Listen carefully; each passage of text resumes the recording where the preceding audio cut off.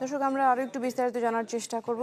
গুলশানের চেয়ারপারসনের কার্যালয় থেকে যোগ দিচ্ছেন আদ্দিন সজীব। সজীব, প্রার্থী তালিকা প্রকাশ করা হয়েছে, সবশেষ আপডেট আসলে জানতে চাচ্ছি, বৈঠকের পরে এখন কি বলা হচ্ছে?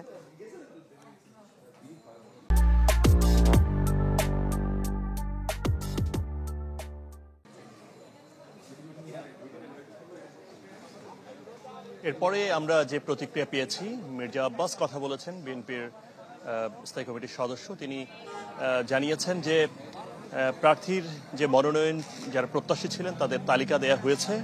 অনেক স্থানেই অনেক আসনেই হেভিওয়েট প্রার্থীরা রয়েছে, তারপরেও এই নির্বাচন যে কম্পিটিটিভ হবে সেই বিষয়টা কিন্তু তিনি বেশ গুরুত্ব দিয়েই বলেছেন যে বিভিন্ন আসনে জামাত সহ ইসলামী আন্দোলন, এনসিপি আরও বেশ কিছু রাজনৈতিক দল রয়েছে যেগুলোতে হেভিওয়েট প্রার্থী রয়েছে এবং অনেক আসনে বেশ ভালো কম্পিটিশন হবে বলেই তিনি মনে করছেন।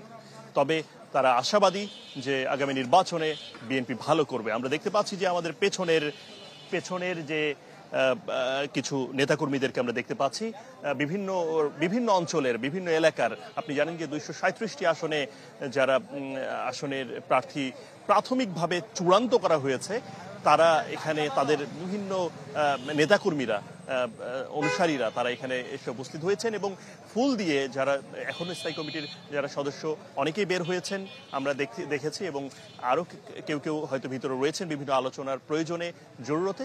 তারা বের হওয়ার পরে তাদেরকে ফুল দিয়ে এখানে মূলত তারা বরণ করে নিচ্ছেন যারা যে অঞ্চল থেকে এসেছেন সেই